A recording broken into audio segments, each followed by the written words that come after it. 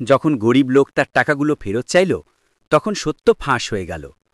পীর সাহেব কি বললেন জানেন? চলুন জেনে আসি। যারা আমাদের চ্যানেলে নতুন, চ্যানেলটি সাবস্ক্রাইব করে পাশে থাকবেন। আমাদের চ্যানেলে প্রতিনিয়ত ইসলামিক ভিডিও আপলোড করা হয়। যারা সাবস্ক্রাইব করেছেন, ভিডিওটিতে একটি লাইক দিয়ে ভিডিওটি দেখা শুরু করুন। অনেক দিন আগে এক গ্রামে থাকত এক পীর সাহেব। তার ছিল দুইজন মুরিদ, একজনের নাম ইলিয়াস, আরেকজনের নাম মাহমুদ। তারা পীর সাহেবকে খুব ভালোবাসত, সবসময় পীর সাহেবের কাছেই থাকত। একদিন ঘটল একটি আশ্চর্য ঘটনা। গ্রামে একটি গরিব লোক ছিল, তার কাছে কিছু টাকা ছিল। গ্রামের দুষ্টু লোকের ভয়ে সেই টাকাগুলো পীর সাহেবের কাছে রাখতে এসেছে। আসসালামু আলাইকুম হুজুর, আমার কাছে সামান্য টাকা আছে, আমি চাই এটা নিরাপদে থাকুক। আপনি কি কিছুদিনের জন্য রাখবেন? ওয়ালাইকুম আসসালাম, নিশ্চয়ই রাখব। এলিয়াস, এটা তুমি রাখো।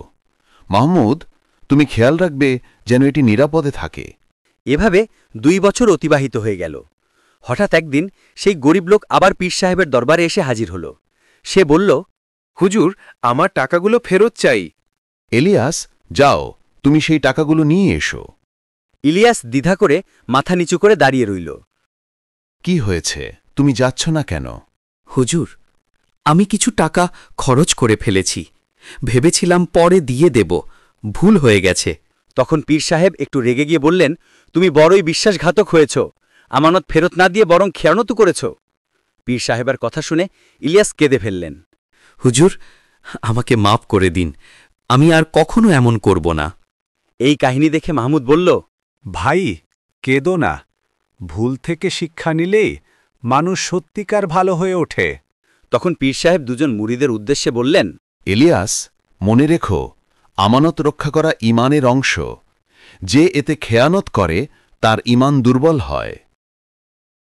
শোনো, দুনিয়ার কোনো সম্পদই আমাদের নয়, এটা শুধু পরীক্ষা। যদি আমরা মানুষের আমানত রক্ষা করতে না পারি, তবে কিয়ামতের দিন বড় বিপদে পড়ব। একথা শুনে ইলিয়াস বলল, আল্লাহর কসম হুজুর, আজ থেকে আমি অমানতকে নিজের চেয়েও বেশি মূল্যবান মনে করব।